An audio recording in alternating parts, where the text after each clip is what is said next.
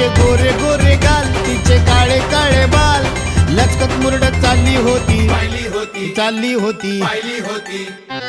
एक पोरगी संध्याकाळी नाक्यावरती पाहिली होती, नाक्यावरती पाहिली होती, मन्नामध्ये भरली होती रे. एक पोरगी संध्याकाळी